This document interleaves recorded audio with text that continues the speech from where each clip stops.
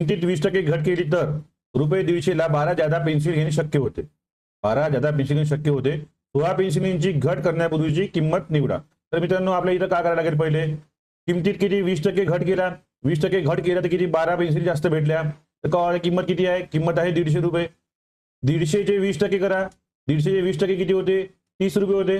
150चे 20% 30 रुपये होते, किती होते 30 रुपये. आता काय होते 30 रुपयात 12 पेन्सिल जास्त भेटल्या म्हणजे एका पेन्सिलची किंमत निघेल. एका पेन्सिलची किंमत किती होईल, 30 भागिले 12 2.5 2.5 रुपये होते.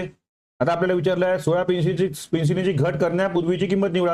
आता घट केल्यानंतर 2.5 रुपयाची एक पेन झाली. आता पहिले आपण 16 पेन्सिलीची किंमत 2.5 गुणिला 16 किती होती, 16 दुणे 32 आणि 8 40, हे 40 झाले. 40 घट केल्यानंतर किंमत झाली, किती घट झाली, 20% घट झाली. म्हणजे पहिले किती किंमत होती, 100% किंमत होती. आता किती किंमत झाली, ही 20% घट केल्यानंतर 80% झाली. आता जी आपल्याला ही जी अमाऊंट मिळाली आहे 40, ही कोणती मिळाली आहे, ही 80% मिळाली आहे. तर आपल्याला 100% काढावं लागेल. तर मग काय करावं लागेल आपल्याला, मग 80 बरोबर 40, तर 100 बरोबर किती, पाहिजे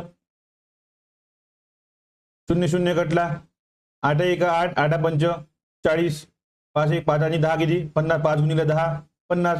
ऑप्शन क्रमांक 2 50 रुपये. वनसेवा पूर्व परीक्षा 2019 मध्ये हा विचारलेला प्रश्न आहे. वनसेवा पूर्व परीक्षा 2019 मध्ये.